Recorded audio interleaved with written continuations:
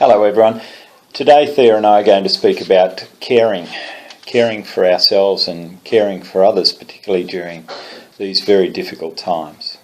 And hopefully some of the tips that we bring you are things that are not just practical in nature, but are also show that spiritual side of us, the side of God's love shining through our very selves.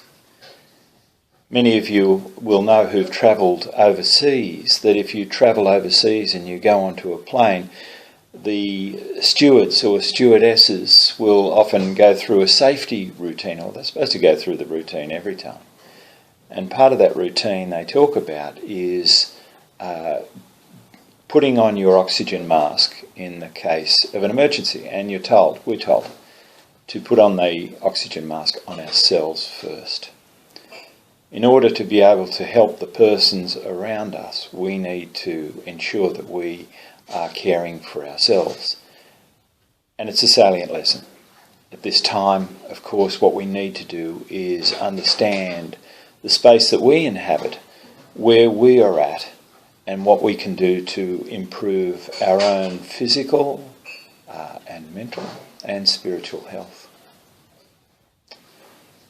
When Thea and I had our 3 months with you from November through to February of this year, we had to go home at the end because there were things we needed to take care of in our own lives.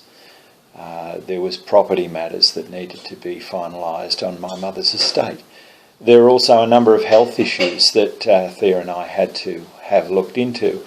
And I'm glad you're seeing me at this angle at the moment and not a little bit more to the right. Otherwise you'd see quite a decent scar in my scalp from a basal cell carcinoma, which had to be treated but is all done now, but has meant that I think my eyebrows are probably half an inch closer to the top of my head than they used to be, and it's still a bit sore. But anyway, I've had a few Panadol, and that's my self-care at the moment before I speak to you about what we or you can do in this space. Many of you will know that a favourite film of mine is Lars and the Real Girl, and many of you were privileged to see that earlier in the year when we had one of our film nights in Lismore in the Mission Church. There's a beautiful scene in there that you may or may not remember, and it's where there's impending tragedy for the main character, Lars. And the ladies of the church come over and they bring casseroles. They sit, they knit, they bring casseroles. They don't say anything. They're just there. Their presence is just there. And it's a beautiful moment, and it's something that we can all do. Now, we may not be able to hand food on to other people, neighbours, friends, church family individually, but we can still bring that to them. We can knock on their doors and we can leave a casserole. It's a wonderful sign of love and hospitality. Thea's going to share with you now some more tips that she often uses to ensure that people know that she's looking out for them, but also to show her love and care. Hi, it's Thea.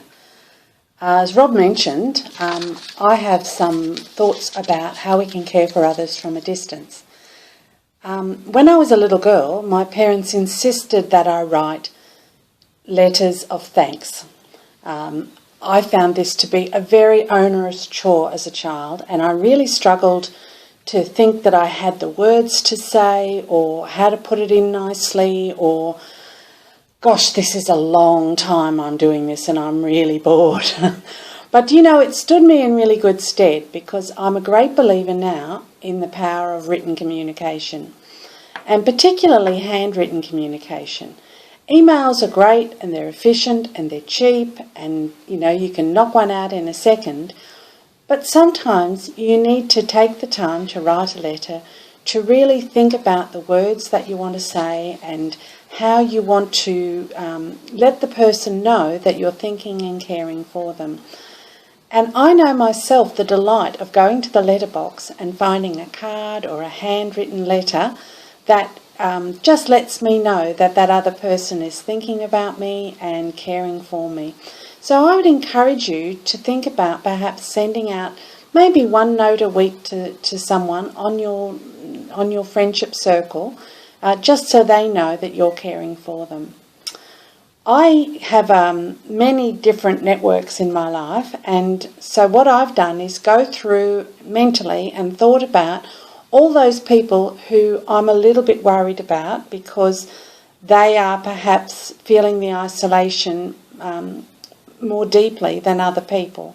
So what I've done is I've made a list of people and I've committed myself to making contact with them either over the phone or by a note, and doing this on a regular basis.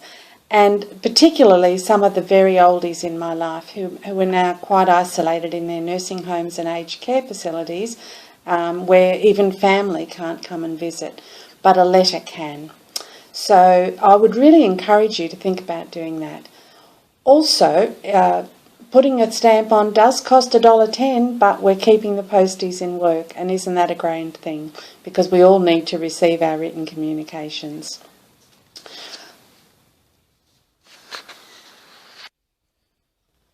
Lastly, I'd really want to encourage you to uphold your church leaders in your prayers, supporting them with encouragement during these weeks and perhaps months ahead.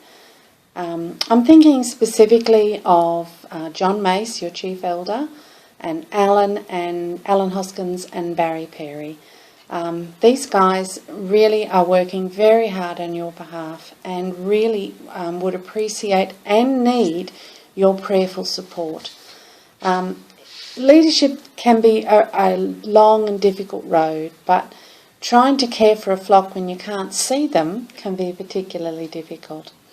So pray for them, let them know you're doing this, drop them a note, send them an email, drop in a casserole, who knows. As it says in Jeremiah 3:15, "And I will give you shepherds after my own heart, who will feed you with knowledge and understanding."